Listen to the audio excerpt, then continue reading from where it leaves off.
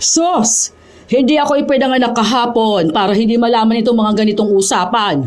Hindi totoo yang hindi pa siya handa. Ilang taon na ba yan, ha? Hindi naman yan menor de edad eh. Bakit kaya hindi mo subukan na ayain magpakasal? Aba, nagsasayang lang ako ng oras kung hindi naman pala kasal ang balak ninyong hahantungan ng relasyon ninyo. Hindi na kayo mga bata. Kung totoo man na mayaman ka, baka naman takot ka lang na mahatian si Nancy dahil mahirap lang siya. Ano? O baka naman kaya hindi mo siya maaya dahil wala kang pambili ng singsing. Ay, oo, mahal kasi yun at gastos sa kasal. Yung anak ko kasi, mamahaling singsing ang binigay sa kanya. Ang laki ba naman ng bato? Naku, kung nakita nyo lang sana kung gaano kabongga yung kasal niya. Nakita nyo kasi sa picture lang eh. Pero mas maganda yon sa kung sa personal, ha? Mapapanganga ka talaga. Baka napipressure kayo, no? Okay lang naman siguro kung hindi nyo kaya ang bongga. Sa hindi kayo mayaman eh. Mawalang galang na po, tita, ha? Sinagot na po ni Yuan ang dahilan. Ako po ang ikakasal, tita. Ako po ang magkakaroon ng pamilya. Huwag niyo pong pangunahan ang desisyon ko sa buhay, ha? Kung ikukumpara niyo ako palagi sa anak niyo, tigilan niyo na po yan. Ano po bang gusto niyo? Maglupasay ako dahil kasal na si Jolie? Nabongga ang kasal niya? Kung ako po ang ikakasal, hindi ka po invited. Hindi po dahil sa wala kaming pera, kundi dahil ayoko ng papansin, paepal at bida-bida sa kasal ko. Yun po ang totoo. Pwede po ba? Huwag kayong sabi ng sabi na mahirap ako o kami. Opo, sige na po. Oo na po, mahirap kami noon po. Tama naman po kayo doon, pero tandaan niyo po, iba na po ngayon, ha? Kung mayaman si Jolie, okay po, masaya ako para sa kanya. Kung yumaman po ang mga anak nyo, okay po, masaya ako sa mga pinsan ko. Kung naging super ultra mega mayaman po kayo, okay lang din po. Kita naman po namin, huwag nyo na pong ibida palagi, ha? Alam na po namin eh. Hindi naman po siguro dadagdag sa yaman nyo kung papakialaman nyo ang buhay ko, di ba? Dapat po happy lang tayo dito. Kasi yung ibang kamag-anak, ngayon ko lang nakita eh. Gusto ko silang kilalanin. Kaso naman, ikaw nang ikaw ang nakikita ko. Tama na muna maging bida, tita. Hayaan mo naman muna ako, ha? Kaya mo na po yan. Huwag mo na po kaming isama sa mga kwento mo. Baka po kasi walang interesado sa buhay nyo. Kaya kailangan kasama po ako, no? Nakakalungkot bang isipin, pero may mga pagkakataon talaga na ang kaanak mo pa ang manghahamak sa'yo. Ganon ang nararamdaman ni Nancy sa tiyahin nilang si Corina. Masyadong mataas kasi ang tingin ni Corina sa kanyang sarili. Ngunit lahat yon ay mababago ng isang pangyayari na magdadala sa kanya sa kadiliman. Magagawa pa kayang magpakumbaba ni Corina? O sadyang yayakap siya sa isang mabigat na pagbabago ng kanyang buhay? Ayos po yun, Tay. Para naman po makasama mo rin ang mga kapatid mo. Sayang hindi po ako makakasama. Natapat pa kasi na may pasok. Pwede ka naman yatang sumunod, no? Nasabi naman ng tita mo na ayos lang naman yun. Basta raw mauna na ako. Try ko na lang po. Hindi ko pa sure kasi malapit na exam ng mga bata. Tapos kailangan ko pang asikasuhin yung iba pang mga papel. Kapag kaya po ng oras ko na sumunod doon, susunod po ako. Pero si ate po, pupunta raw ba? Hindi raw eh. Kasi pupunta raw sila ng ibang bansa para doon sa meeting nila sa trabaho niya. Bali, ako lang pala talaga makakasama, no? Ayun nga po. Pero magpapadala na lang ako ng regalo para sa bagong kasal. May damit na po ba kayong isusuot? Meron na.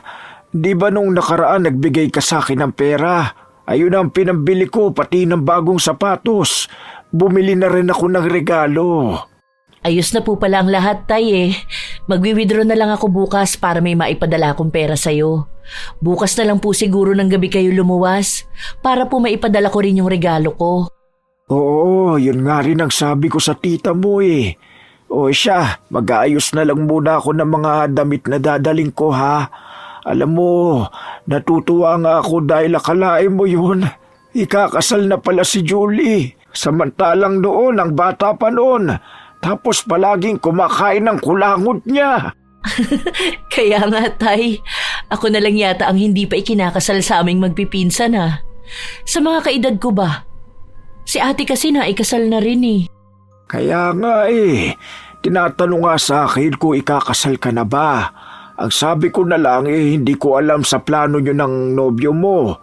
Basta kako, kahit na ano naman ang plano nyo dahil malalaki naman na kayo. Kaya nga gusto ka rin sana nilang makita dahil huling kita nila sa'yo, bata pa kayo ng ate mo.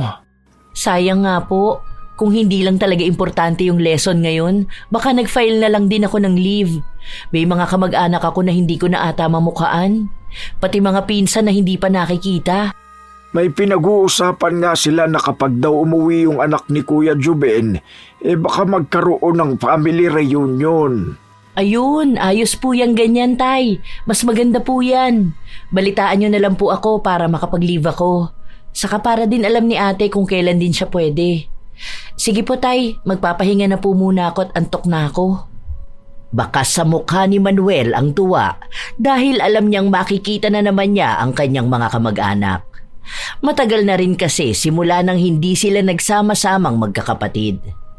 Matagal nang namatay ang asawa ni Manuel at noong burol ng kanyang asawa, iilan lang sa mga kaanak niya ang nagpunta.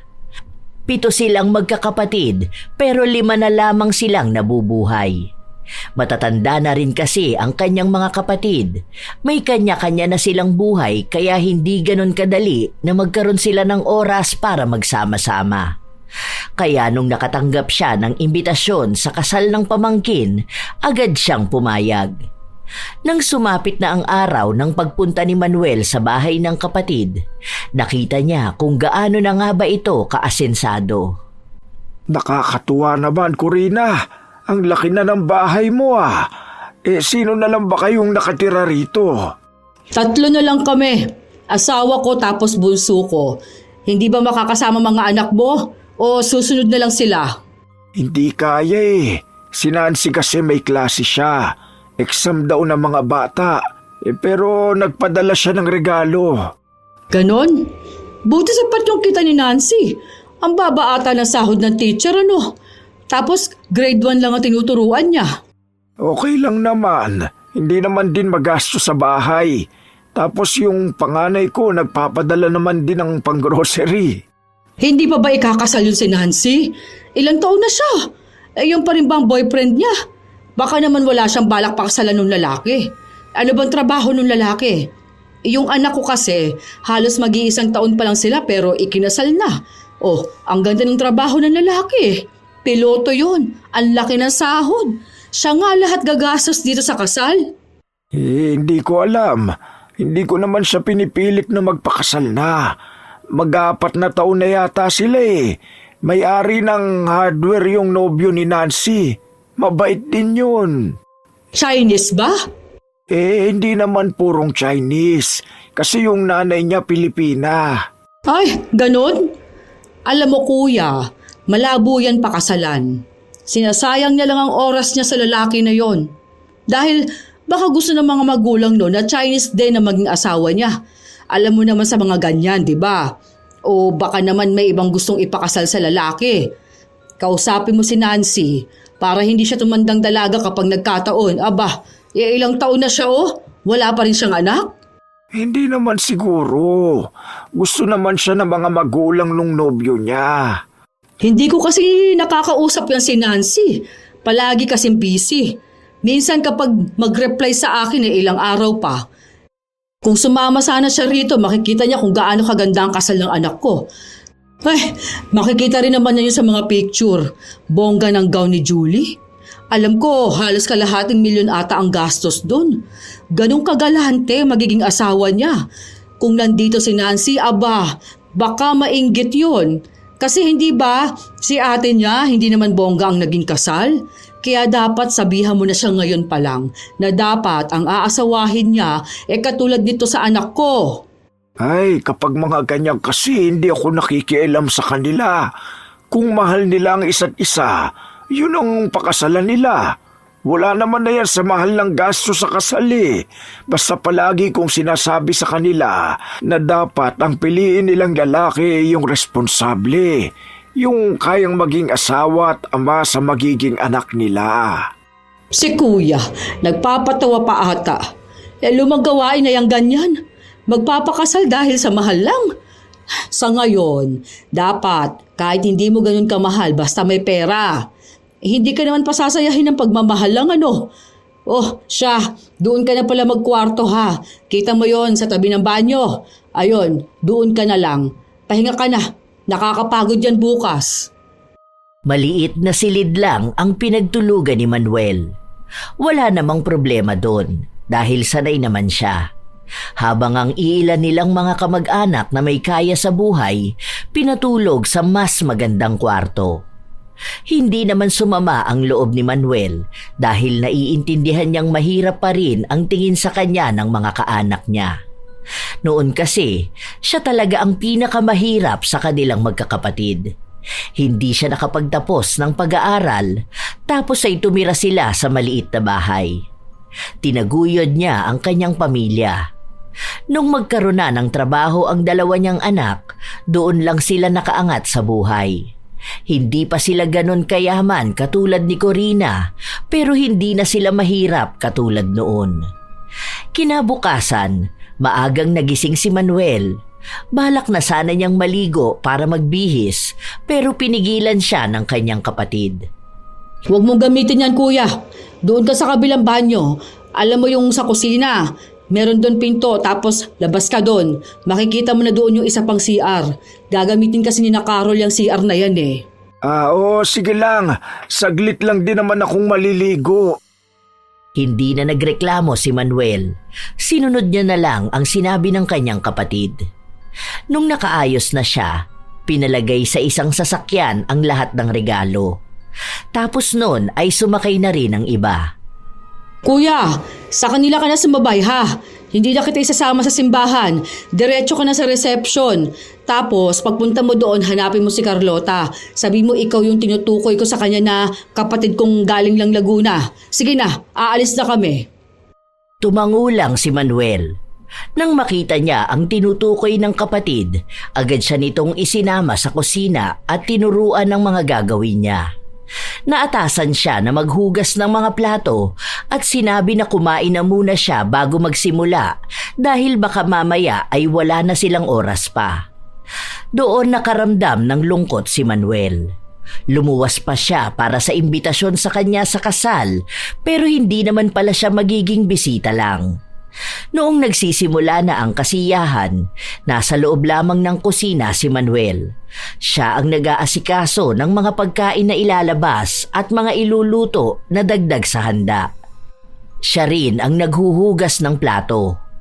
Ang maganda at bagong bili niyang damit ay nadumihan lang din. Ilang oras din na ganon siya sa loob. 3 lang silang nag-aasikaso. Hindi pa niya kilala ang dalawa. Pero alam niyang hindi naman yon kamag-anak. Ilang sandali pa, pumasok sa loob si Corina. Tara na muna saglit kuya, magpicture lang doon. Ano ba naman yan? Bakit ang dami ng damit mo? Magpunas ka nga ng mukha mo, pawis na pawis ka. Sumunod ka na doon ha, magpicture tayong pamilya. Tinapos na muna ni Manuel ang ginagawa niya bago siya lumabas. Nakipag-usap siya sa ilan nilang kaanak na kilala. Hanggang sa kukuha na sila ng litrato, pero sa pinakalikod siya dinala kung saan halos hindi na makita ang kanyang mukha. 2 beses lang, tapos ay wala na. Pwede kaya akong magpakuha ng litrato kasama ang pamangkin ko? Saka na kuya, kapag may oras pa mamaya, ang dami pang kamag-anak ng asawa niya. Tapos mga kaibigan nila, okay na yon, meron ka ng picture. Para sana ipakita ko kay Nancy pag uwi ko. Kumuha ka na lang ng video tapos saka mo ipakita. Bilisan mo lang ha, tapos bumalik ka na sa kusina. May isa pa atang lulutuin doon eh. Mamaya niyan kakain na ulit. Huwag ka na lang munang makisabay kuya, hindi mo naman kilala yung mga bisita eh. Saka baka mamaya malaman pa ng asawa ni Jolly na may kamag-anak kami na mahirap. Ang alam pa naman nila, lahat ng mga tsuhin niya, mga negosyante. Isang picture lang kapag natapos silang lahat.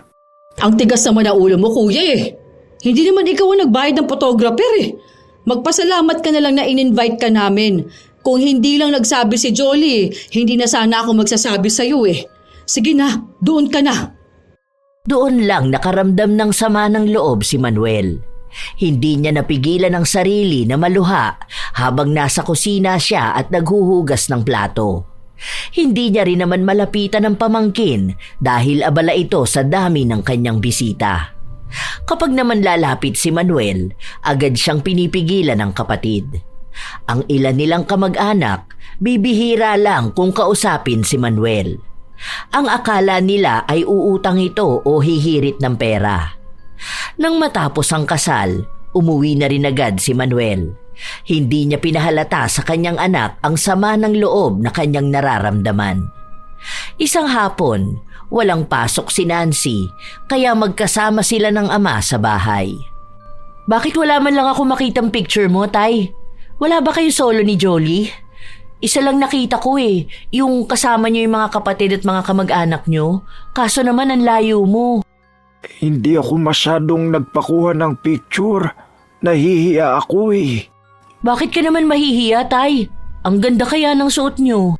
Saka sumama ang tiyan ko kaya madalas akong nasa banyo. Kahit solo niyo ni Jolie? Kahit sa phone mo, wala? Hindi ko nga alam kung paano ko magpicture. Alam mo naman, matanda na ako. Tinuruan na kita, Tay. O kaya sa photographer.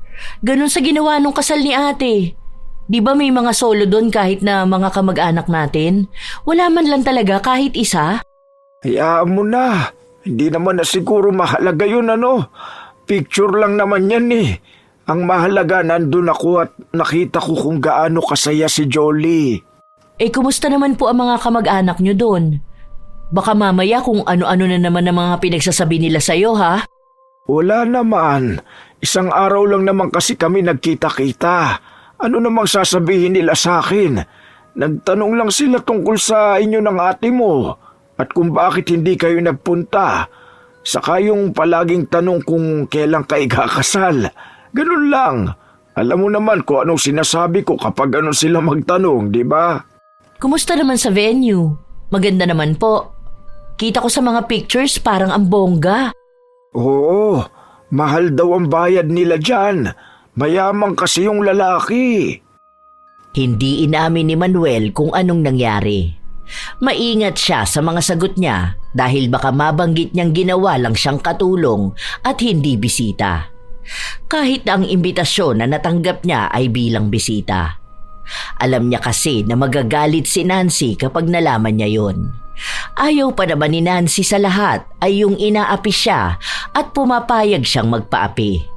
Sinasabi sa kanya ng kanyang mga anak na tapos na sila sa pagiging mahirap kaya huwag niyang hahayaan ng ibang tao na ituring pa rin siya na parang basura. Sa paglipas ng mga araw, hindi pa rin alam ni Nancy ang nangyaring pangmamaliit sa kanyang ama. Hanggang sa nakausap niya ang isang pinsan niyang imbitado sa kasal. Sinabi sa kanya na hindi niya masyadong nakita si Manuel at kailan niya lang nalaman na ginawa itong katulong sa kusina. Dahil doon, inis na inis si Nancy. Kaya sa halip na tanungin ng ama, kinausap niya ang tiyahin. Oh, pamangkin, bakit napatawag ka? Tita, ano po yung nabalitaan ko na ginawa niyo lang tao si tatay sa kusina? Kaya pala wala siyang kuha sa mga pinost niyo, nakatago pala siya sa kusina. Alam niyo po ba na bumili pa siya ng bagong damit para lang sa kasal ni Jolie? Nagsumbong sa'yo ang tatay mo? Hindi po, may nagsabi lang sa akin. Ayun naman pala, may nagsabi lang sa'yo. Paano ko naninira lang yon? Ilang araw na bang nakalipas nung ikinasal si Jolie? Wala namang naging issue Naku, Nancy, kung pagbibintangan mo na naman ako na inaapi ko ang tatay niyo, bakit hindi siya ang tanungin mo? Siyang nagsabi na tutulong siya sa kusina dahil nalaman niya na dalawa lang ang tao tapos ang daming bisita. Nahihiya rin siyang humarap sa mga kamag-anak natin. Ano bang magagawa ko? Malamang siya na ang nagdesisyon nun. Hindi ko nalang pinigilan. Bayad na lang daw niya yon dahil nga sa pagkain na kakainin niya nung kasal. Nag-offer pa nga ako na kung gusto niya mag-uwi Kasi nga, mukhang hindi siya gaanong nakakakain ng ganong kasarap na pagkain. Kaya huwag kang tatawag sa akin na magagalit ka lang ha. mas maganda talaga kung alamin mo muna kung ano pa ang nangyari. Hindi na nakaapila pa ang dalaga dahil agad na ring pinatay ng kanyang tiyahin ng tawag. Hindi na niya alam kung sino ba ang nagsasabi ng totoo. Dahil kapag tinanong naman niya ang kanyang ama, hindi rin naman ito aamin. Pero sinubukan pa rin ni Nancy na kausapin si Manuel. Bakit kasi ayaw niyo pang aminin, Tay? Baka mamaya takot ka lang sa kanila. Bakit naman ako matatakot sa kanila? Iba naman na kamo ang sitwasyon natin ngayon, di ba? Hindi lang talaga ako sanay na maging bisita kapag may mga handaan. Naalala mo nung kasal ng ate mo? Nasa kusina rin ako, di ba? Hay, basta Tay, kapag may mga ganyan na inimbitahan ka bilang bisita, pumunta ka bilang bisita, ha? Hindi na uso ngayon yung papupuntahin ka para maging katulong nila doon. Kung may panghanda sila, sana may pambayad din sila sa tagalinis, di ba? Alam niyo naman na ayaw namin ni ate na maulit yung nangyari noon. Na sa tuwing may handaan sila, iniimbitahan lang nila tayo para may magluto ng pagkain sa kanila. Kung ganun lang ang gagawin nila sa'yo, huwag ka na lang po magpunta ng handaan nila. Yung lulutuin nila, kaya naman natin yung bilhin ngayon. Oo, wag mo na akong pagalitan, anak ko. Nag-aalala lang kami ni ate. Paano kasi alam namin ang ugali ng mga kamag-anak natin na yan? Akala nila sila lang ang pwedeng maging mayaman. Akala nila sila lang ang nakakaangat sa buhay. Kaya wala silang ibang ginawa kundi ang maliitin tayo. Kaya nga kami nagsisikap ni ate para hindi na mababa ang tingin niyang mga kamag-anak natin. Lalo na si Tita Corina. Ay, hayaan mo na ang tita mo. Ganun naman na talaga siya magsalita noon pa eh. Kahit na po. Niyayabangan ka niya noon na siya may magandang trabaho. Hindi naman siya magkakaroon nun kung hindi rin naman dahil sa sakripisyo mo para pag-aralin siya. Tapos pati yung pag-aasawa ng anak niya, iyayabang niya pa sa akin.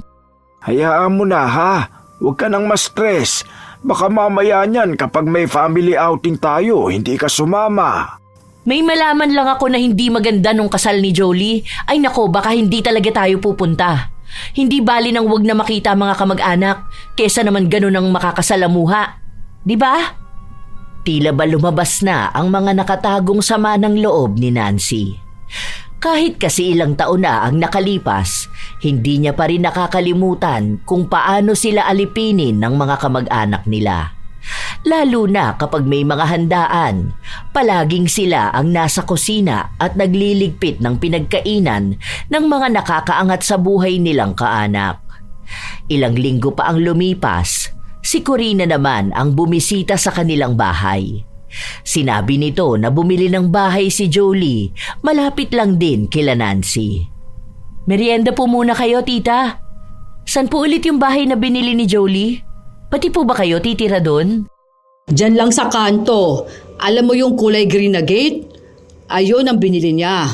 Gusto niya raw lumipat dito eh. Hindi ko nga alam kung bakit. Pero binili naman din ng asawa niya yung bahay. Tinignan ko lang kaya sumama na rin ako. Tapos naalala ko tong papunta sa bahay niyo. Yung bahay dati ni Kuya Hector. Maganda po doon. Mahal lang bili ng asawa ni Jolie. Cash ang bigay niya. Nasa 5M ata yun. Oh, ang mura na po nun. Kasi yung bahay na binili ni ate, magkano yun? Nasa 12M ata. Malawak kasi yung bakuran eh. Hindi naman cash bili ng ate mo doon. 3 years to pay ata to eh.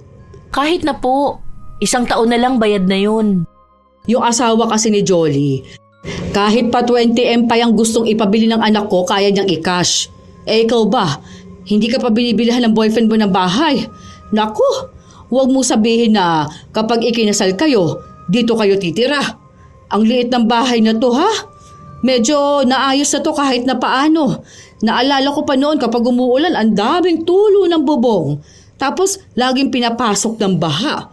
Hindi na ba ganun ngayon? Ay, hindi na po. Ipapaayos na po namin to. Hinihintay ko lang po yung loan ko. May loan na ba kahit grade 1 teacher lang? Makalang naman po kayo. Kahit kinder po ang tinuturuan, teacher pa rin po yun. Saka kahit naman po anong level ng tinuturuan namin, pwede kami mag-loan. Di mapapagawa niyo na to ng mas maganda. Ipapaayos lang po yung bubong, tapos papapintura, tapos tambak. O di ganun din pala. Parang walang magbabago. Naku, kung ako sa'yo, magpabili ka na lang sa boyfriend mo. Eh di ba may-ari ka mo ng hardware yon? Kung totoo man, hindi mo na kailangan mag-loan. Depende na lang kung ayaw kang tulungan, hindi ba? Ang mga Chinese pa naman, mga kuripot yan. Gusto mo ba, ireto kita sa friend ng asawa ni Jolly para makahanap ka rin ng galanteng lalaki. Iwan mo na yung boyfriend mo. Eh mukha namang walang maitutulong sa'yo. Sa totoo lang, tita, masaya po ako na nakapangasawa si Jolie ng mayaman at galante. Pero hindi naman po ibig sabihin na gusto kong gumastos para sa bahay namin, eh ayaw na akong tulungan ng boyfriend ko. Alam ko po kasi kung anong obligasyon ko sa bahay namin eh. Hindi ko po yun pwedeng ipasa sa boyfriend ko. Hindi pa po kami kasal, kaya ayokong obligahin siya. At kahit na mag-asawa na kami, tatanggihan ko pa rin kapag sobra na ang nilalabas niyang pera para sa akin. Para namang sinasabi mo na hindi ganyan ang anak ko. Ang kaibahan lang kasi, ginagamit niya ang utak niya. Mahal na mahal siya nung lalaki. Aba, handang ibigay sa kanya ang lahat, kaya kinukuha niya. Yun ang sinasabi ko sa'yo, na dapat alam mo rin paano gumamit ng utak at diskarte kapag papasok ka sa isang relasyon. Nako, hindi na uso ang pagiging strong woman, Nancy. Baka sa susunod dyan hindi ka na talaga tutulungan ng boyfriend mo. Magkakaiba po kasi talaga ang mga babae. Hindi po lahat pipiliin ng ganun sa kagaya ng pagpili ni Jolie. Yun na nga. Hindi mo naman ata ako gets Gets po kita. Sana po, gets nyo rin ako. Mukhang nasaktan kita sa mga sinabi ko sa boyfriend mo Alam mo na, ayoko lang na maging mahirap ka rin. Mahirap na nga kayo Mag-aasawa ka pa rin ba ng lalaki na hindi ka kayang iahon sa buhay? Baka makapangasawa ka ng tulad ng tatay mo. Opo, tita. Huwag po kayong mag-alala dahil hindi ko na po kailangan ng lalaki na mag-aahon sa akin sa hirap. Dahil nakaahon na po kami. Pangarap ko rin po na magkaroon ng asawa gaya ni tatay. Mapagmahal po. Hindi na po yun tungkol sa pera o sa kayamanan. Iba talaga ang mindset ng mga mayayaman at mga taong galing sa hirap. Oh, siya. Pasabi na lang sa tatay mo na napadaan ako, ha? Balik na lang ako rito bukas. Pigil na pigil si Nancy. Dahil kapag hindi niya yon ginawa, baka makapagsalita siya ng hindi maganda at maging dahilan pa yon para masaktan ang kanyang tiyahin. Alam niya naman na kapag may mali lang siyang nabanggit, dadamdamin na yon ni Corina. Kahit na siya naman itong mapanakit magsalita. Nang kinagabihan, doon lang umuwi si Manuel. Galing siya sa labas kasama ang ilan niyang mga kaibigan. Nakita ko si Jolie Nandiyan pala sila. Binili raw ng asawa niya yung bahay ni Hector. Opo. Andito nga po si tita kanina Niyayabang na naman niya yung pagbili ng cash. Hindi ko nakita si Corina pero sabi nga nandun daw. Bakit hindi mo ako tinawag kanina? Hindi na po, saglit lang naman siya rito Tiningnan niya lang naman ang bahay natin. Tapos ganun pa rin naman ang ugali niya. Matapos kang laitin, biglang ibibida yung kanya. Babalik nga raw po siya bukas. Naiinis lang ako sa kanya kanina. Paano, nilalait niya pati si Yuan. Sabi ba naman sa akin, irereto ko dun sa mas mayaman? Para ano? Naiinis ako. Para namang pera na lang lahat. Mas mayaman pa nga si Yuan kesa dyan sa asawa ni Jolie. Ayoko lang iyabang. Ay, hayaan mo na siya. Kilala mo naman ang tita mo, hindi ba? Kaya namihasa yun Paano? Siguro nung mga bata pa lang kayo palagi niyong sinasabi na hayaan na lang siya. Tapos ang ending, ayan, naging masama ang ugali. Kung may kapatid akong ganyan sa kanya, naku, baka bungal na yon kakasampal ko sa bibig niya. Naku, nakakatakot ka naman maging ate, anak ko. Talaga, tay? Ikaw kasi ang bait niyo Dapat lagi niyong pinapamukha sa kanya na wala siya sa kinalalagyan niya kung hindi dahil sa inyo. Iba talaga ang energy ni Tita Corina dahil ang bilis niyang mapainit ang ulo ko. Imagine, grade 1 student ang tinuturuan ko Ang kukulit, tapos yung pasensya ko ang haba. Samantalang isa lang si Tita Corina pero nasagad niya ang pasensya ko. Natatawa lamang si Manuel habang nagsasalita ang kanyang anak. Kung naroon pa rin ang ate ni Nancy, malamang ay dalawa na silang maglalabas ng hinaing. Simula mga bata pa lang sila, ang tiyahin nilang si Corina ang madalas nilang kinaiinisan. Dahil ito ang nangungunang tao na walang tiwala sa kanila. Dahil mabait ang kanilang mga magulang, palagi na lamang silang pinagsasabihan na pagpasensyahan na lang. Igalang pa rin daw nila dahil nakatatanda. Pero nung lumaki na sila, minsan ay hindi nila napipigilan ang kanilang sarili na pumatol. Lalo na kapag ayaw nila ang kanilang mga naririnig.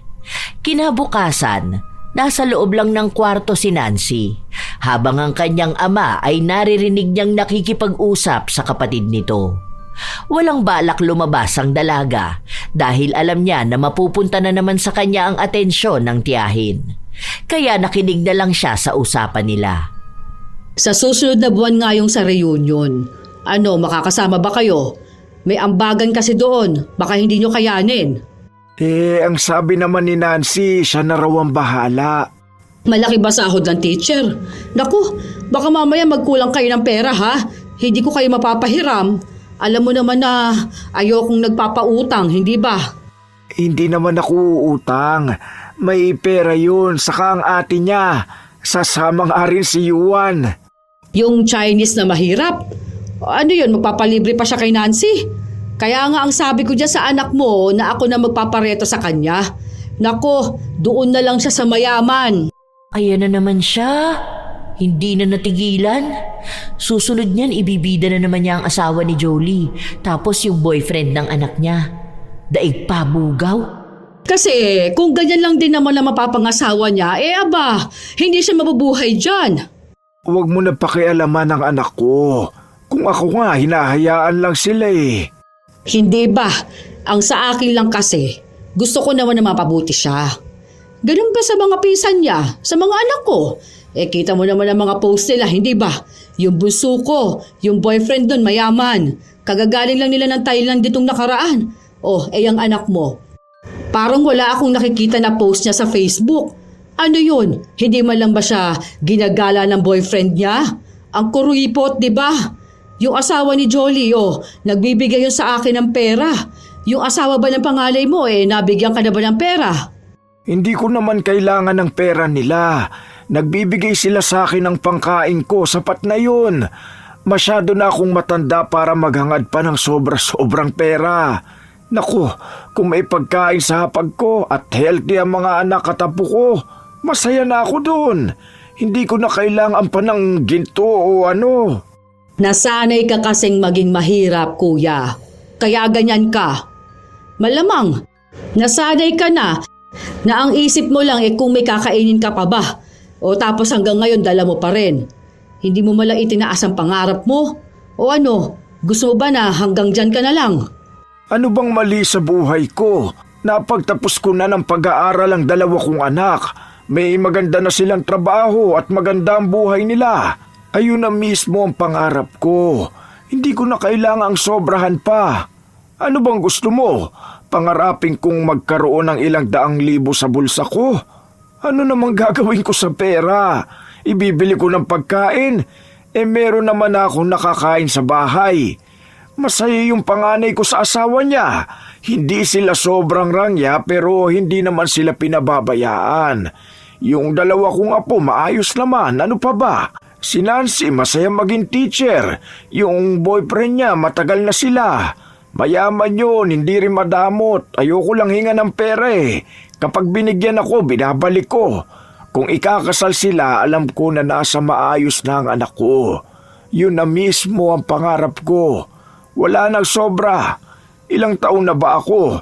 Ilang taon na lang ba ang ilalagi ko sa mundo? Masaya ko basta masaya ang mga anak ko. Ay, ewan ko sa'yo, kuya. Kaya ganyan din ang mga anak mo eh. Kaya hindi mataas ang pangarap dahil nakikita nila sa'yo. Dapat ngayon pa lang ipamukha mo na sa kanila na dapat mag-ambisyon sila na yumaman. Paano silang yayaman kapag nagkaroon sila ng asawa na mayaman? Pero sige, ikaw pa rin ang bahala. Buhay niyo naman yan eh. Uulit at uulit lang din yung ganyang mindset hanggang sa hindi na talaga kayo makaangat sa buhay. Basta, wag lang kayo manggugulo sa amin, lalo na sa akin. Yun bang uutang ka? Ganon? Kasi pagsasabihan talaga kita. Okay lang yun. Hindi naman ako nangutang kahit na isang beses. Noong bata pa nga ang mga anak ko, hindi naman ako lumapit sa'yo. Ngayon pa kaya na may kanya-kanya na silang pinagkakakitaan? Sige na, sabihan mo na lang si Nancy kung saan ipapadala ang pera para dun sa ambagan. Hindi pa tapos mag-usap ang magkapatid pero sinadya ni Nancy na lumabas. Hindi na kasi niya matiis ang naririnig niya. Gusto ng tita niyang magyabang, sisimulan niya rin magyabang. Nandyan ka naman pala, Nancy. O ano, tara, pag-usapan natin ang mangyayari sa reunion. Meron naman po sa GC, tita. Sure na kayo, nasasama kayo ha? Pati yung boyfriend mo. Basta wala magpapalibre ha kapag kinulang kayo. Hindi naman po kami magpapalibre. Napag-usapan na namin to ni Yuan. Magdadala nga siya ng sarili naming sasakyan eh. Isa dun sa 7 niyang sasakyan ang gagamitin namin. Ang sabi nga niya mag-book kami nung mas mahal na hotel. Kaso ewan ko kung yun ang gagawin niya kasi sagot naman niya yun.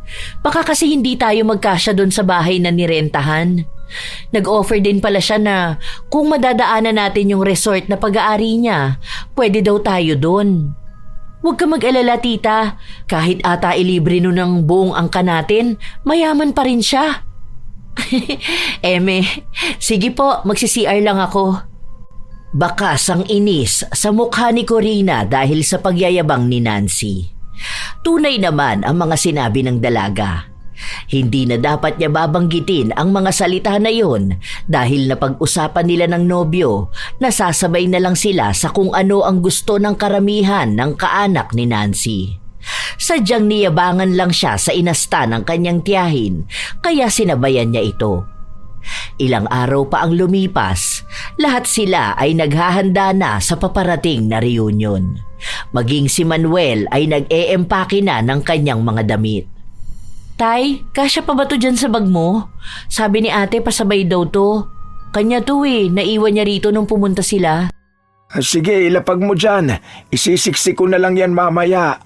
Tay, bakit dala mo na naman yung butas na damit mo na yan? Wag na yan, luma na yan eh.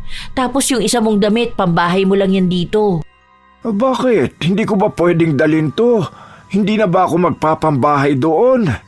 Hindi naman sa ganun. Ang inaano ko lang, alam mo naman yung mga kamag-anak mo doon, di ba? Kapag nakita nila na ganyan ang suot mo, ano na namang sasabihin nila sa'yo? May binila akong bagong damit mo, di ba? Dala ko naman yun. Pambahay lang naman to eh. Lalo na kapag matutulog na tayo. Para naman hindi mo alam na hirap ako makatulog kapag hindi ako komportable sa suot ko. Eh sige po, okay na yan. Basta yung mga binili nating damit, dalhin niyo po ha? Ilang araw pa ang nakalipas hanggang sa dumating na ang araw na magsasama-sama sila. Pagdating pa lang nila, nagsimula na ang payabangan. Ang dami na nilang baon na mga kwento. Ang isang tiyahin, sinabing nakabili ng bahay ang anak sa ibang bansa. Ang isa naman ay may nobyong politiko ang anak. May payabangan sa pag-aaral. Iba-iba. Sanay na si Nancy sa ganon dahil bata pa lang siya kung ano-ano na ang binibida ng mga kaanak niya. May mga sumama na ibang mga kamag-anak na kapos at sila lang madalas ang kinakausap ni Nancy dahil mas magaan silang kausap kaysa sa mga taong mayayabang. Ramdam din kasi ni Nancy ang pinaparamdam sa kanila na para bang hindi sila kasali sa pamilya dahil lang sa wala silang yaman. Habang nakikipag-usap ang dalaga sa isa nilang kaanak, lumapit sa kanya si Corina. Halika, andun yung isa mong lola. Hindi mo yun matandaan pero hinahanap ka niya. Tita namin yun sa unang asawa ng tatay. Natatandaan ka kasi niya dahil naaalala niya nung bata ka pa sobrang bait mo raw kahit na pinapagalitan ka na. Tara! Ay wait lang tita, may pinag-uusapan kasi kami. Sunod na lang ako sa'yo. Ano ka ba? Huwag ka na makipag-usap sa mga yan. Ano namang interesado sa buhay ng mga yan? Kung gusto mong ma-attract ang energy ng kayamanan, dapat nakikipag-usap ka doon sa mga mayayaman. Tingnan mo nga, wala gaano lumalapit sa kanila. Kasi sino ba namang kakausap sa kanila kung walang ibang maririnig kundi daing? Tapos magpapaawa pa yung mga yan. Tapos hihingian ka ng pera. Ay, tara na. Hindi na nakaapila pa si Nancy matapos silang hilahin ng kanyang tiyahin. Pinasunod din ang kanyang nobyo para ipakilala sa ibang mga kamag-anak nila. Pinapangunahan ni Corina ang pamangkin na dapat ay hinahayaan niyang kilalanin ng mga kamag-anak nila. Ginagawa ito ni Corina hindi dahil gusto niyang ipagyabang si Nancy, kundi para ibida rin ang kanyang kwento. Wala kasing handang makinig sa paulit-ulit niyang yabang. Tia Bel, ito yung bunso ni Manuel. Ayan yung kinukwento ninyong naaalala ninyong bata na nauntog sa pinto tapos naapakan niyo ang kamay. Oh, dalaga na ano. Oh, ito ang boyfriend niya. Ilang taon na yan sila pero hindi pa rin nagpapakasal. Dapat nga magpakasal na sila ano. Kasi ilang taon na itong si Nancy. Baka mahirapan na itong magkaroon ng anak. Ang hirap pa naman kung iisa lang ang anak. Naku, baka nga masaklap, hindi pa magkaroon ng anak. Hi, hello po Lola. Ikwento mo sa kanilang buhay mo. Wala naman pong kakaiba sa buhay ko. Teacher po pala ako. Grade 1 po ang mga tinuturuan ko. Yung boyfriend mo, anong trabaho niya? Kailan kayo magpapakasal? Hindi naman po nila tinatanong. Kahit na, ikwento mo lang sa kanila. Hindi po ako pala kwento. Basta po may boyfriend ako, si Yuan po. Wala pa po kaming balak magpakasal. Hindi pa po namin alam kung kailan po. Hindi naman po kami nagmamadali.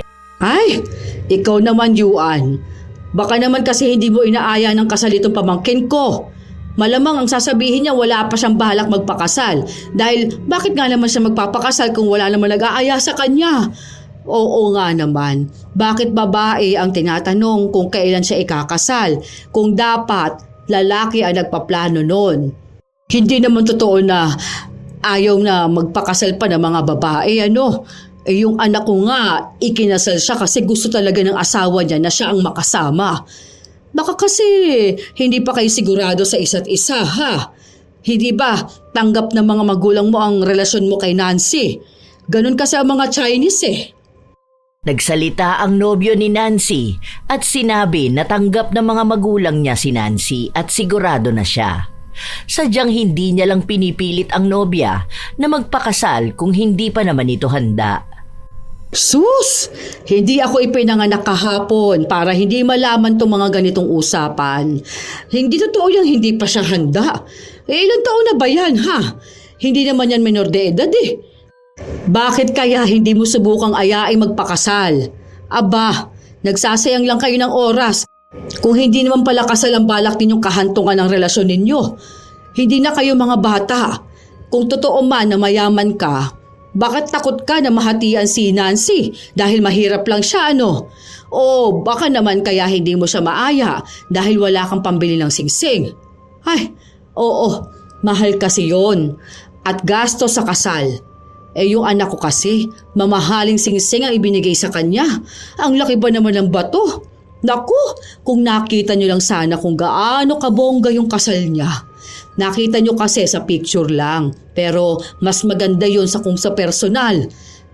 Mapapanganga ka talaga. Baka napipressure kayo, no? Okay lang naman siguro kung hindi ninyo kaya ang bongga. Sa hindi kayo mayaman. Mawalang galang na po, tita, ha? Sinagot na po ni Yuan ang dahilan. Ako po ang ikakasal, tita. Ako po ang magkakaroon ng pamilya. Huwag niyo pong pangunahan ang desisyon ko sa buhay, ha? Kung ikukumpara niyo ako palagi sa anak niyo, tigilan niyo na po yan. Ano po bang gusto niyo? Maglupasay ako dahil kasal na si Jolie? Nabongga ang kasal niya? Kung ako po ang ikakasal, hindi ka po invited. Hindi po dahil sa wala kaming pera, kundi dahil ayoko ng papansin, paepal at bida-bida sa kasal ko. Yun po ang totoo. Pwede po ba? Huwag kayong sabi ng sabi na mahirap ako o kami. Opo, sige na po. Oo na po, mahirap kami noon po. Tama naman po kayo doon, pero tandaan niyo po, iba na po ngayon, ha? Kung mayaman si Jolie, okay po, masaya ako para sa kanya. Kung yumaman po ang mga anak nyo, okay po, masaya ako sa mga pinsan ko. Kung naging super ultra mega mayaman po kayo, okay lang din po. Kita naman po namin, huwag nyo na pong ibida palagi, ha? Alam na po namin eh. Hindi naman po siguro dadagdag sa yaman nyo kung papakialaman nyo ang buhay ko, di ba? Dapat po happy lang tayo dito. Kasi yung ibang kamag-anak, ngayon ko lang nakita eh. Gusto ko silang kilalanin. Kaso naman, ikaw nang ikaw ang nakikita ko. Tama na muna maging bida, tita. Hayaan mo naman muna ako, ha? Kaya mo na po yan. Huwag mo na po kaming isama sa mga kwento mo. Baka po kasi walang interesado sa buhay nyo. Kaya kailangan kasama po ako, no? Ang kapal naman ng mukha mo para sabihin huwag akong mangialam. Bakit? Masama na bang payuhan ka, ha? Hindi kasi ginagawa ng tatay mo. Nagpapayo po si tatay, pero hindi po siya nagmamando. Okay na po yon kung kaya niyong gawin sa anak niyo. Huwag na po sa akin. Huwag po kayo magalit. Di ba po, Lola, mga tita at tito? Dapat masaya lang po tayo ngayon. Kasi ngayon ko lang po talaga kayo nakita. O baka hindi ko kayo tanda. Sige po, aalis na po muna ako. Kakausap muna ako ng iba. Napairap na lamang si Corina matapos na umalis ng kanyang pamangkin. Sorry babe ha, ang gulo namin no. Nahiya tuloy ako kapag sa family reunion nyo walang ganito. Kahit na lahat kayo mayaman. Naiinis lang kasi ako eh.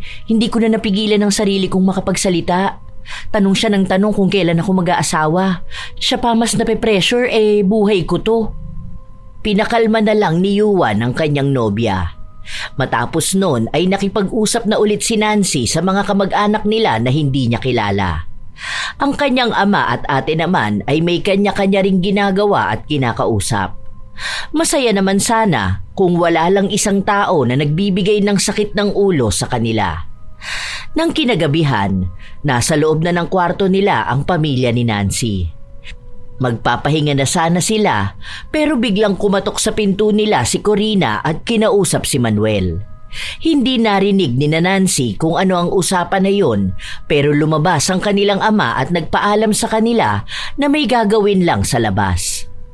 Baka naman magsumbong ka pa sa mga anak mo.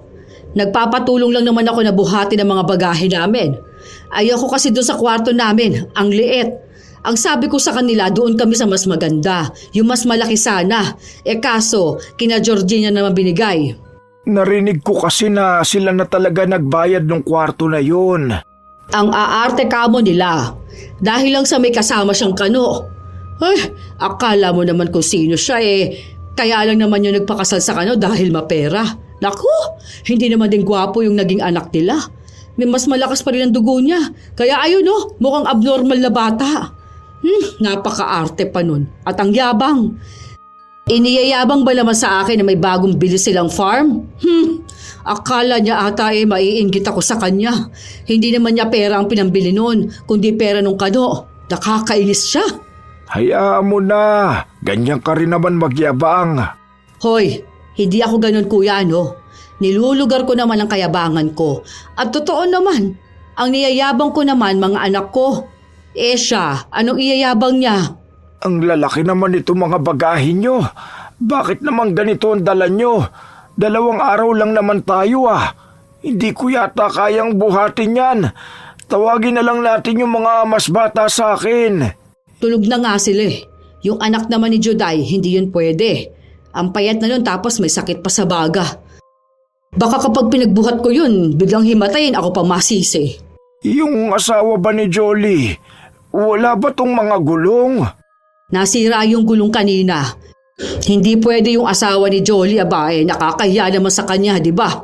Siya na nga nagbigay ng ambag namin dito Tapos siya na rin ang gumastos. Gusto mo pang pagbuhatin ko siya?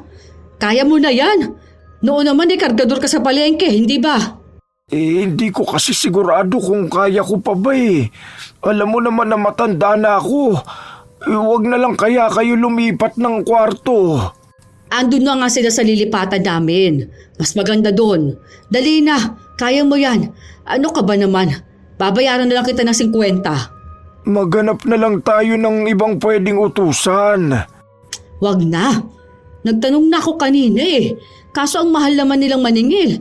Bubuhatin daw nila yan pero 100 isang bagahe. Ano sila sinuswerte? Gawin mo na lang kasi. Nag-aalangan pa si Manuel dahil alam niyang mahina na ang kanyang mga buto para bumuhat pa ng mabibigat. Pero sadyang makulit ang kanyang kapatid.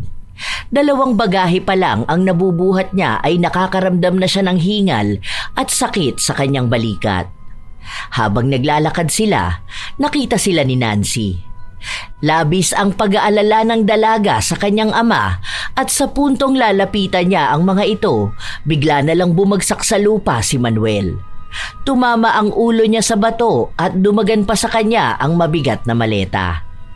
Naku naman, Tay! Ano bang ginagawa niyo? Ano ba yung bagahe na yan? Hoy! Wag mo kang ganyanin yan! Ang mahal ng mga laman yan, no? Kung masira mga damit namin, ako afford mo bang palitan yan, ha? Hindi mo ba nakita na nasakta na si tatay? Mahina na siya, tapos gusto mo pa talagang pagbuhatin siya ng gamit niyo? Ano? Baldado ba ang mga anak mo? Bastos ka! Anong gusto mo? Sila pagbuhatin ko ng mga gamit, ha? Mga bisita sila sa reunion? Mas makapal naman ang mukha mo! Anong akala mo sa amin? Hindi bisita sa reunion na to? Bakit? Akala mo ba espesyal ka na, ha? Mahirap lang naman kayo. Babayaran ko naman siya, ha? O ito, gagawin ko na 100. Anong gagawin namin dyan sa 100 na yan? Napahamak ang tatay ko! Ano bang utak meron ka, tita? Ayokong makabastos pero paano ka naman gagalangin? Hindi na kita pipilitin kung talagang mababa ang tingin mo sa amin. Pero isa lang ang pakiusap ko sa'yo. Utang na loob naman. Huwag mo ipahamak ang tatay ko. Sige, kung tingin mo mahirap kami, okay lang. Sige, pero mag-ingat ka dyan sa mga pananalita mo. Baka sa sobrang pagsamba mo dyan sa pera, hindi mo yan magamit kapag ikaw naman ang binawian ng karma. Kilabutan ka nga dyan sa mga sinasabi mo. Humihiling ka pa talaga ng masama sa akin? Hindi ako humihiling ng masama sa'yo, tita. Ang sinasabi ko lang kung ano ang maaaring maging kapalit niyang pagsamba mo sa pera. Silaw na silaw ka masyado. Ewan ko ba dyan sa ugali mong ganyan? Basta ang sinasabi ko sa'yo, iba maningil ang langit sa mga taong masasama ang ugali. Kahit hindi ko hilingin, kung makakarma ka, talagang makakarma ka. Umalis na rin si Nancy kasama ang kanyang ama. Dahil hindi na naging maganda ang kanilang simula, umuwi na sila. Pero bago yun, dinala na muna nila sa ospital si Manuel. Pasalamat na lamang ang dalaga dahil walang masamang nangyari sa kanilang ama. Pati ang ate ni Nancy ay nagagalit na. Pinagsabihan din nito ang kanilang ama na bakit sunod siya ng sunod sa inuutos sa kanya ng kapatid niya. Siya ang panganay, bakit pumapayag siyang gawing utusan lang? Isa pa ay wala naman siyang hinihinging tulong sa tiyahin nila. Totoo naman ang sinasabi ni ate, Tay. Hindi ka naman lumalapit sa kanya para sa tulong, tapos isang utos niya lang sa'yo, sunod ka na kaagad. Para po kasing lumalabas na wala kang sariling desisyon at isip eh. Hindi naman po kayo mga bata para sundin siya. Mas lalo nyo lang pinapakapalang mukha niya. Dahil iniisip niya na talagang utu-utu ka at madaling utusan. Ang galing niya naman, may mga anak siya tapos walang tutulong sa kanya para magbuhat ng gamit nila. Hayaan mo na, anak. Ay, hindi pwede yung ganyan, Tay. Wala tayong mapapala sa puro na lang hayaan. Napakayabang nun, tapos hahayaan na lang natin. Kung ikaw kaya mong hayaan ang ugali ng kapatid mo, pwes kami ni ate, hindi namin kaya yon. Ingat na ingat kami sa'yo tapos ikaw aabusuhin mo lang ang katawan mo? Ano naman kung kargador ka nun? Anong tingin niya sa'yo, ganun ka pa rin kabata? Ganun lang kasi ang ugali ng tita nyo. Kaya pati ako naiinis sa inyo, Tay eh. Tinotolerate nyo kasi siya. Kaya akala niya kapag ginawa niya ayos lang. Mag-uutos na nga lang siya sa'yo, tapos may kasama pang panlalait. Ewan ko talaga kung hindi yan umiyak kapag nakarma siya. Galit na galit talaga ang magkapatid sa nangyayari. Pinagsabihan din nila ang kanilang ama.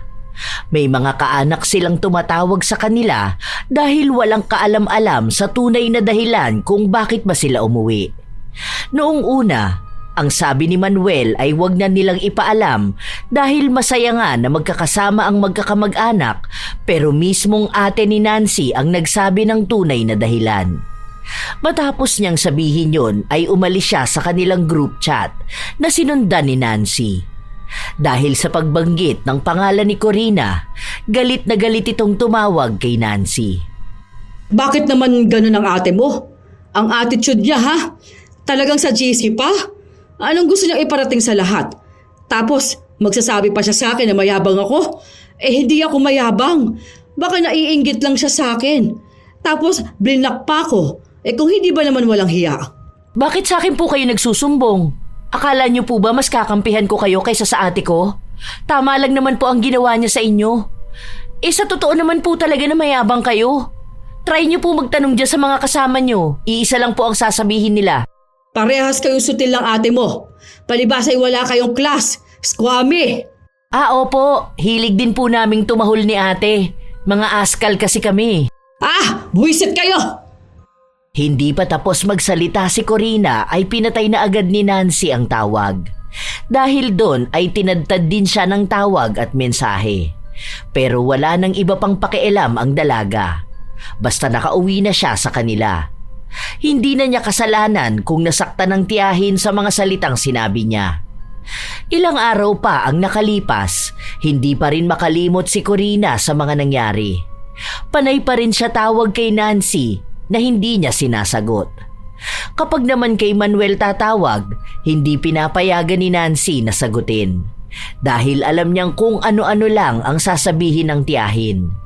Dahil hindi mabilis na makalimot si Corina, hindi rin siya natatahimik hanggat hindi siya nananalo sa diskusyonan. Isang araw, nung dalawin ni Corina ang anak niya, sinadya na rin niyang daanan si Miguel. Pero natutulog ito kaya ang nakausap niya ay si Nancy. Ayoko makausap ka. Gisingin mo si Manuel. Sabi mo nandito ako. Natutulog nga po, tita. Ano po bang ibig sabihin nun? Nagpapahinga po si tatay. Baka naman po pwedeng magpaawat muna kayo. Huwag niyo po muna siyang guluhin, no? Alam naman po namin kung tungkol saan tong sasabihin niyo sa kanya. Yung nangyari po nung nakaraan, di ba? Okay po sana kung hihingi kayo ng tawad sa kanya eh. At bakit naman ako hihingi ng tawad sa kanya, ha? Hindi ba dapat kayo ng ate mong humingi ng tawad sa akin? Para saan po? Sa pagsasabi namin ng totoo? Alam mo, naiinis na naman ako dyan sa mga sinasabi mo.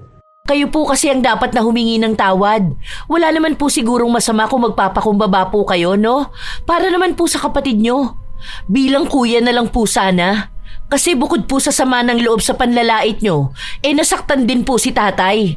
Muntikan pa nga po siyang mabalian eh. Pero ano pong ginawa nyo? Wala po, kahit sorry man lang, di ba? Pupunta po kayo sa bahay hindi para kumustahin ang kapatid nyo, kundi para linisin ang pangalan nyo at alisin ang inis na nararamdaman nyo. Kahit na kailan, hindi ako magpapakumbaba sa taong mababa sa akin.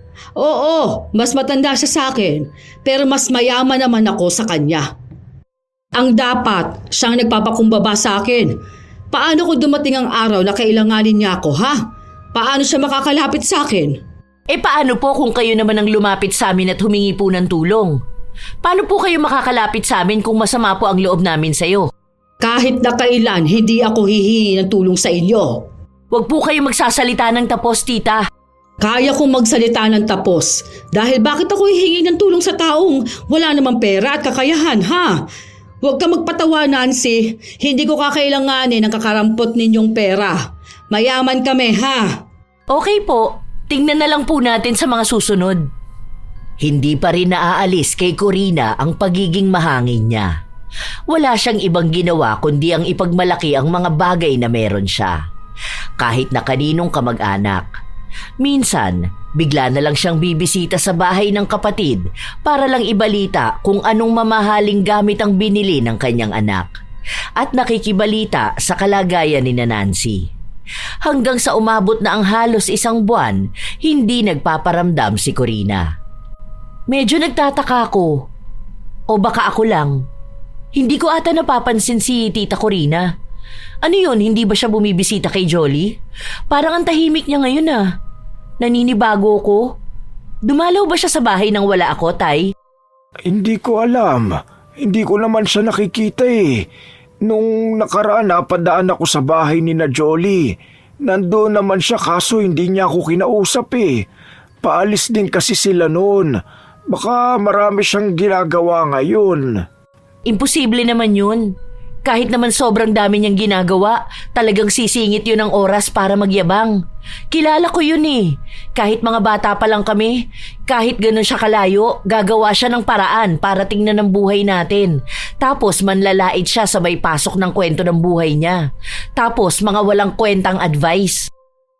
Baka naman napagod na rin siya. Hindi ko rin alam.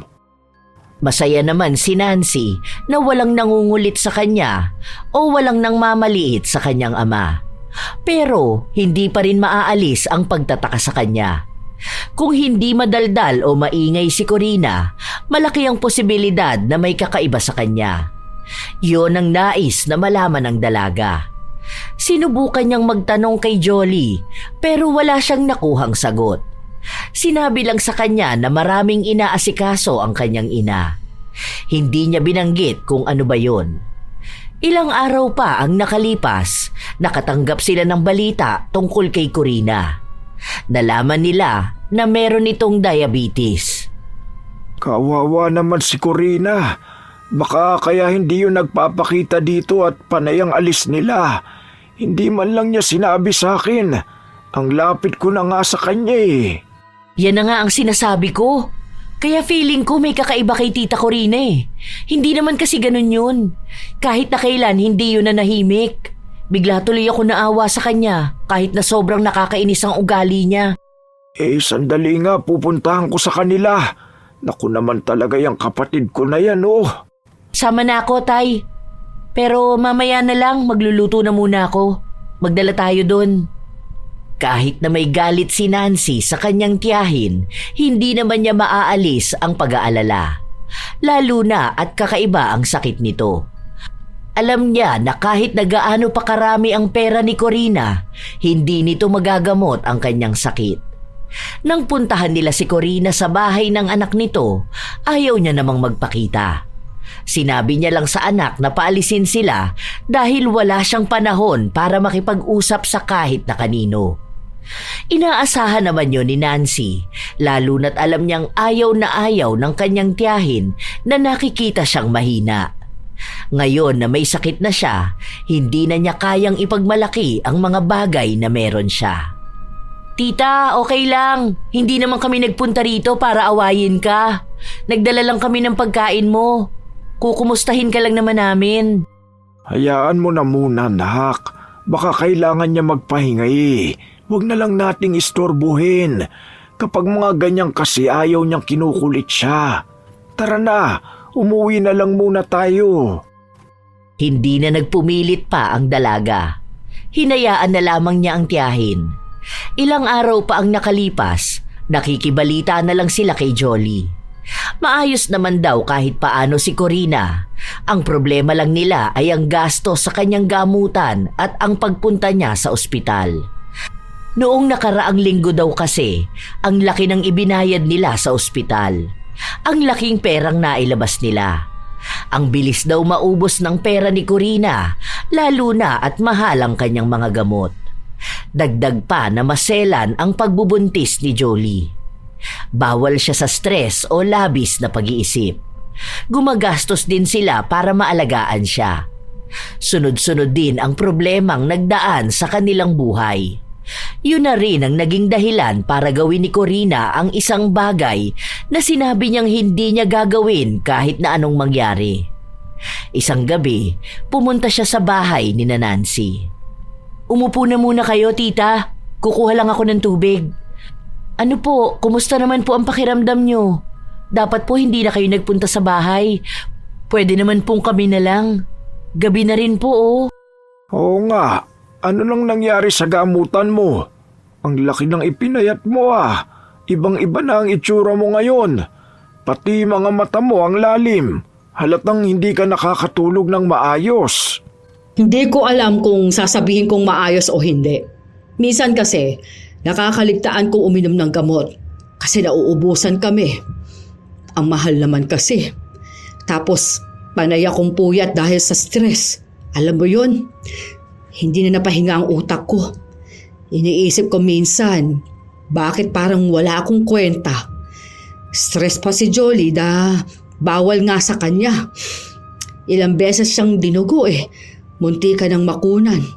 Naku, hindi ko na alam ang gagawin ko sa totoo lang. Ito pang nakaraan, nalaman kong nalulugi yung negosyo na binuksan ng asawa ni Jolly. Ang laki ng pera na nawala. Hirap na hirap sila makabawi na mag-asawa. Ibinibenta na nga yung sasakyan. Hala, hindi mo pwedeng kaligtaan ang pag-inom mo ng gamot, tita. Baka naman lumubha pa ang sakit mo. Malaki pa naman ang epekto niyan sa kidneys. Hindi lang doon, baka ibang organ mo pa po magkaroon ng komplikasyon. Magiging mas delikado po ang sakit nyo. Wala naman akong magagawa. Wala na akong pera. Yung mga anak ko, hinihingian ko. Kaso hindi naman sapat yung naibibigay nila sa akin. Wala naman ako ibang malapitan. Kaya nga ako lumalapit sa inyo ngayon. Alam nyo, sa totoo lang, hiyang-hiya ako sa ginagawa ko ngayon. Oo, alam ko na ang iniisip ninyo, ang kapal ng mukha ko. Dahil noon, wala akong ibang ginawa kundi ang laitin kayo. Tapos, nagsabi pa ako na kahit na kailan, hindi ako hihingi ng tulong sa inyo. Tapos, eto ako ngayon. Pagpasensyahan nyo na ang naging ugali ko noon, ha? Kung hindi ninyo ako mapapatawad agad, ayos lang. Naiintindihan ko dahil kasalanan ko naman talaga yon. Tama nga, karma ko ito. Noong una, ang akala ko hindi na mawawala ang pera sa akin. Masyado kong minaliit ang ibang tao. Lalo ka na, kuya, na kapatid ko pa.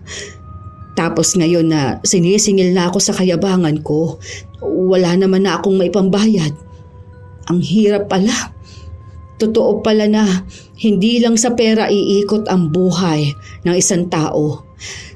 Eto, nagkasakit ako. Ubusan ng pera, hindi naman gagaling. Huwag kang mag-alala, kapatid. Tutulungan kita hanggat kaya ko, ha? Sorry, kuya. Sorry kung hanggang ngayon pasanin pa rin ako sa'yo. Naaalala ko pa ng mga bata tayo. Grabe ang sakripisyo mo para lang masigurado mong magkakaroon kami ng magandang kinabukasan. Doong nagkaroon naman ako, saka kita kinalimutan. Mas malala pa nga ang ginawa ko dahil nilait ko pati ang pamilya nyo. Tapos, ang baba ng tingin ko sa'yo. Hindi ko akalain na hindi pala panghabang buhay kong hawakan ng pera. Pati asawa ng mga anak ko niyayabang ko. Ngayon, sunod-sunod ang nangyari. Lahat kami bumagsak. Ang hirap. Ang daming galit sa akin kaya wala sa kanila ang gandang tumulong sa akin. May mga nagbibigay.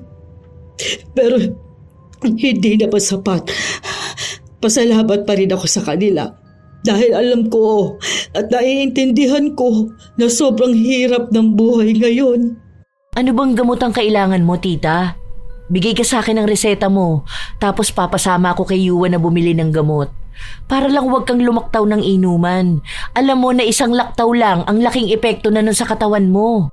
Alam mo, sobrang bait mo, Nancy. Alam ko, hindi maganda ang naging pakikitungo ko sa'yo. Yung huling usap natin ay nagtalo pa tayo. Tapos gayon, heto ka. Handang magpaabot ng tulong. Sorry talaga, ha. Nito ko lang napagtanto na tama ang mga sinabi mo sa akin. Lalo na kapag naranasan ko na ang makarma. Ito na nga ang karma ko. Sobrang hirap talaga. Tita, huwag mo nang isipin yan, ha? Okay lang ang lahat. Maayos tayo, huwag kang mag-alala. Hindi ako nagtatanim ng sama ng loob. Kahit na hindi tayo naging magkasundo o madalas akong naiinis sa'yo, hindi naman ibig sabihin nun na hindi na ako tutulong. Magkamag-anak pa rin tayo. Kapatid ka ng tatay ko at mahal ka niya. Kaya mahal ka rin namin. Magiging maayos ka rin. At isa sa mahalaga ay natuto ka ring tanggapin kung ano bang mali na nagawa mo.